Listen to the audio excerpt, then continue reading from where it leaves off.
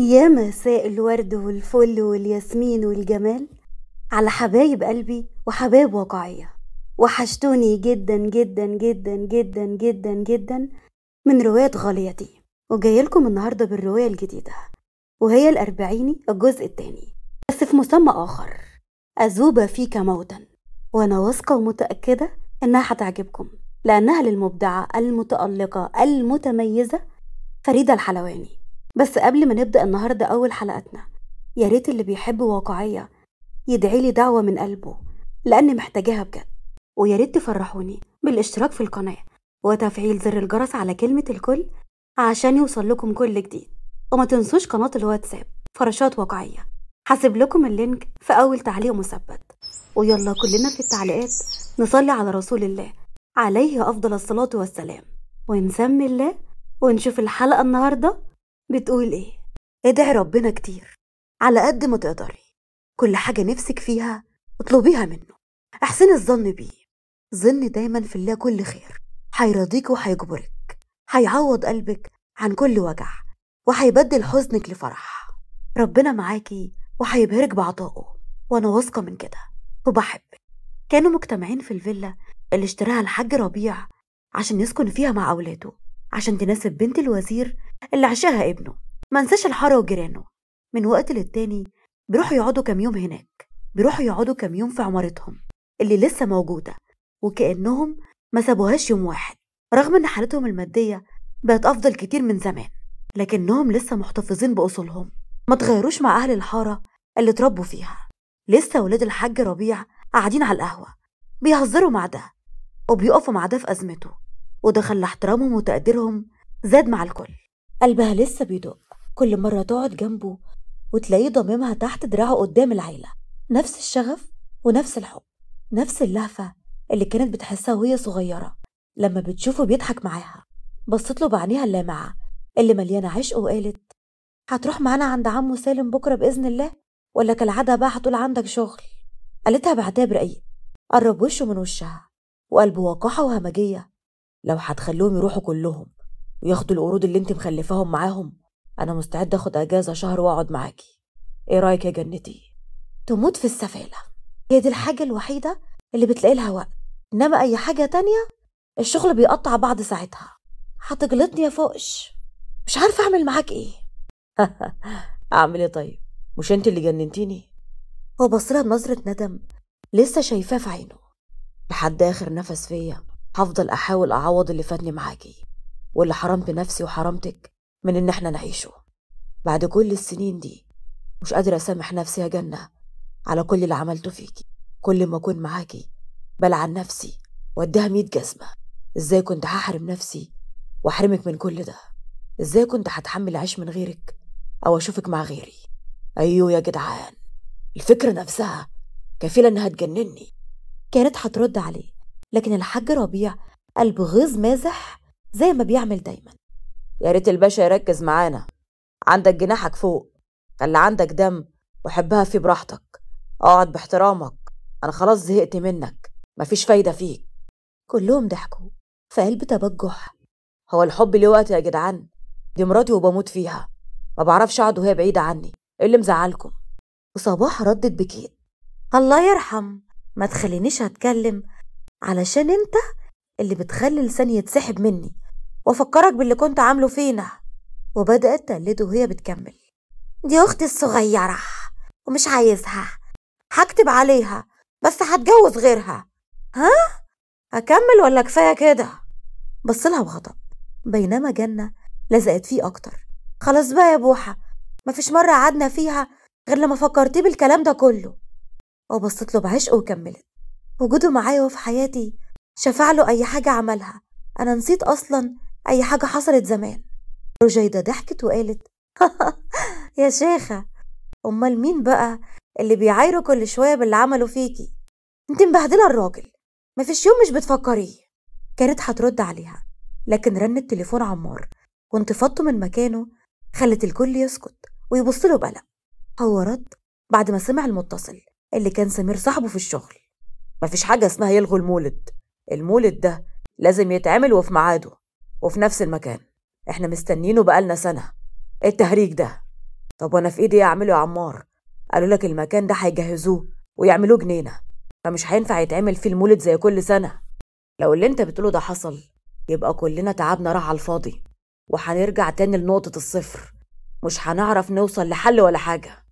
كلم الباشا الكبير او عدي بلغهم وهم هيتصرفوا. احنا مفيش في ايدينا حاجه. تمام، انا هتصل بالباشا حالا واشوف هيقول ايه وهبلغك. اهم حاجه رجالتك عينيها ما تغفلش، خصوصا على حسين. لو تعرف تسحبه يبقى زي الفل. عايز افضي الحاره بكره. هو في حاجه؟ ده يا باشا اتخبل في دماغه، ومضطرين ننفذ جنانه بدل ما يهد المعبد على اللي جابونا.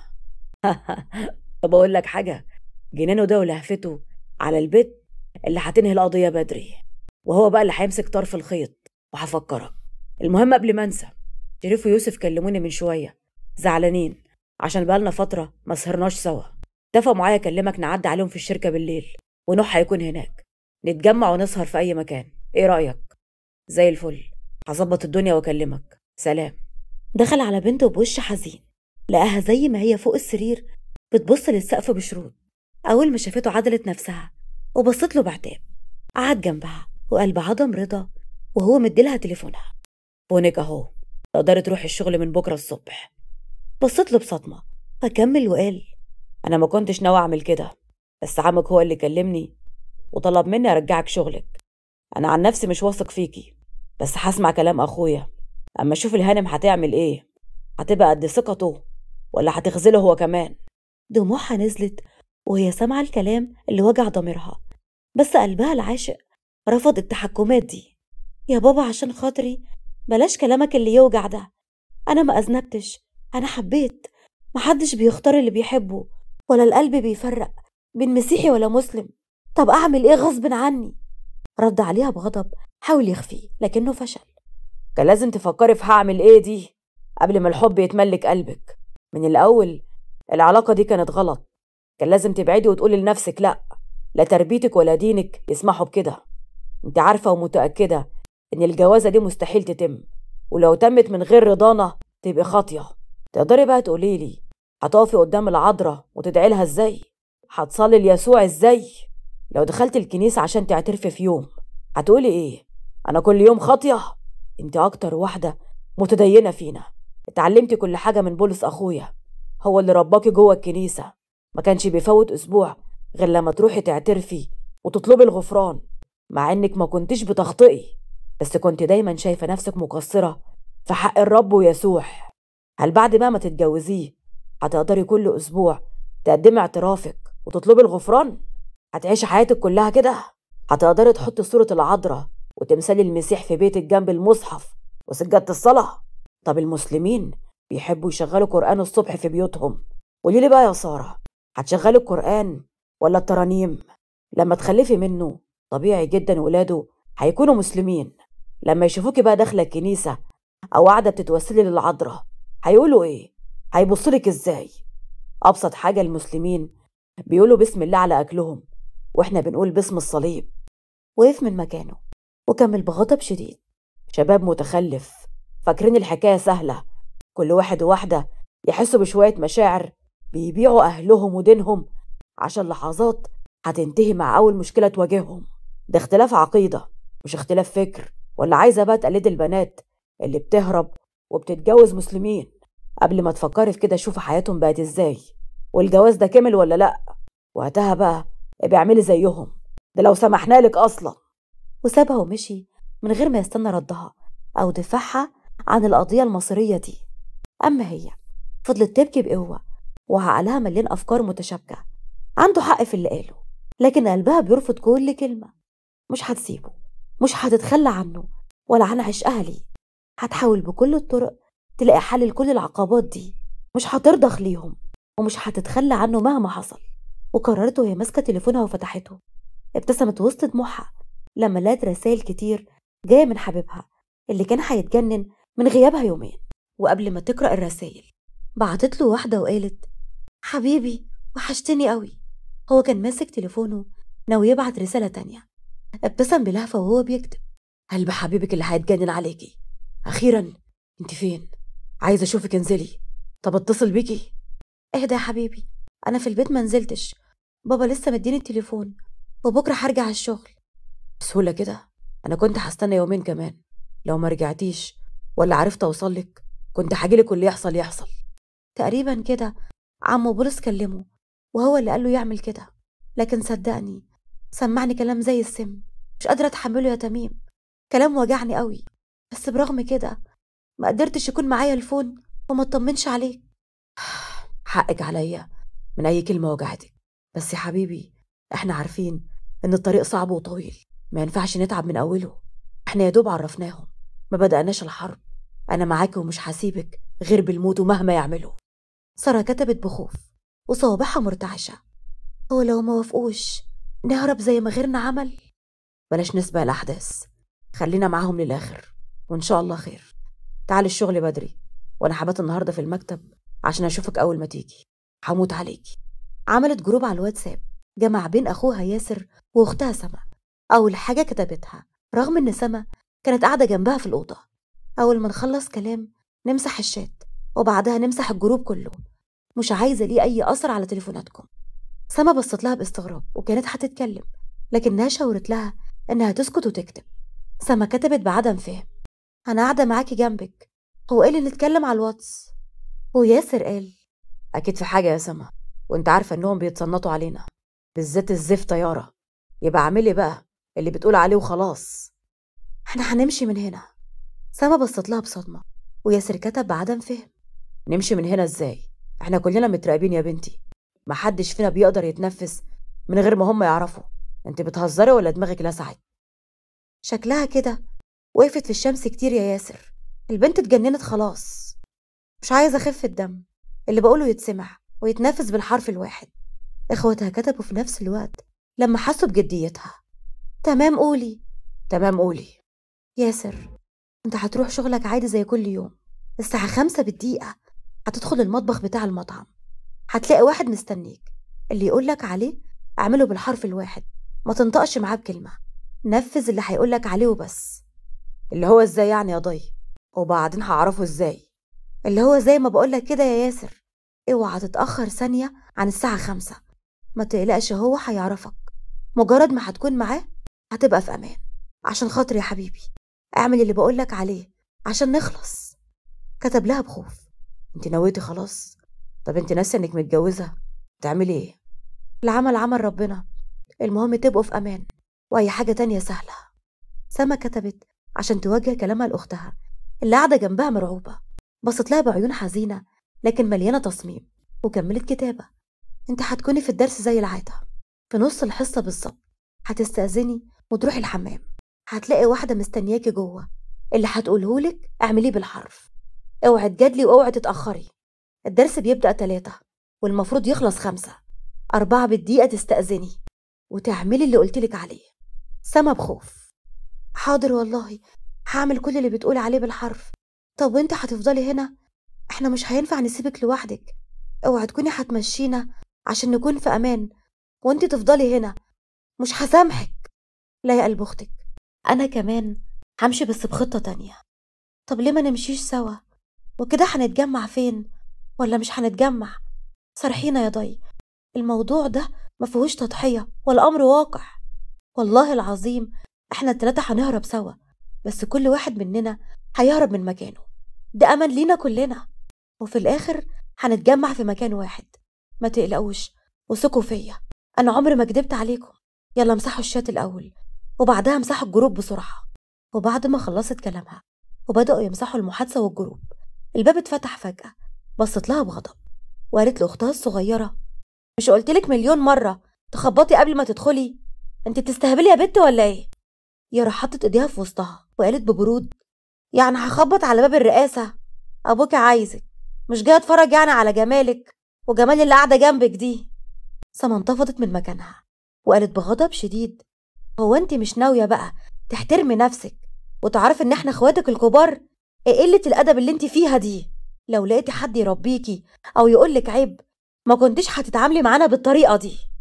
انا متربية احسن منك مليون مرة، خليكم كده حاطين راسكم في راس بعض.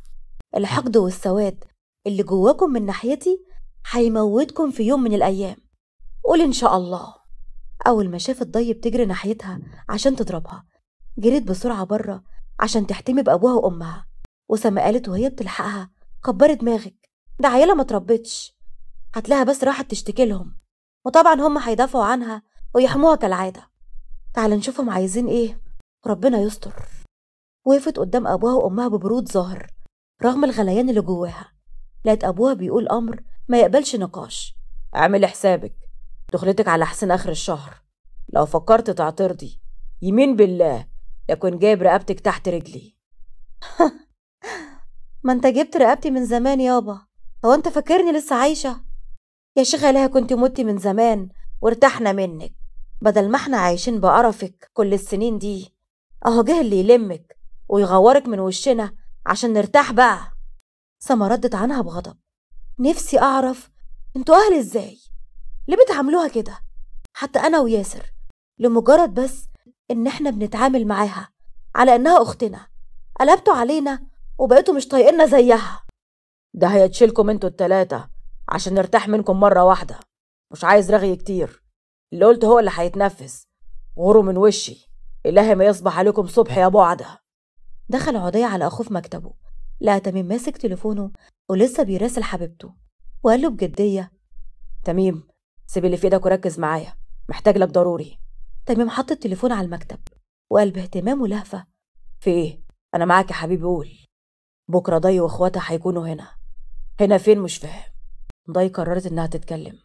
معنى كده مش هينفع تقابلني في اي مكان، انت عارف المراقبه اللي عليها. وحياه امك على بابا يالا. عدي بصله بغيظ، لكن تميم كمل: لو عايزها تكلمك من غير ما حد يشوفها هتعملها يا حبيب اخوك، بس انت اخدتها حاجه كده عشان تخلعها من هناك وتفضل قدامك ومعاك. ده احنا دافنينه سوا، ما تعملهمش عليا.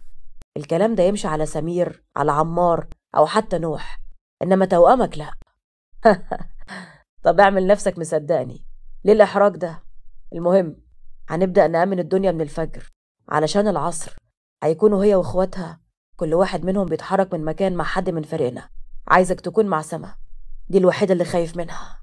تميم سأله باستغراب: واللي خايف منها؟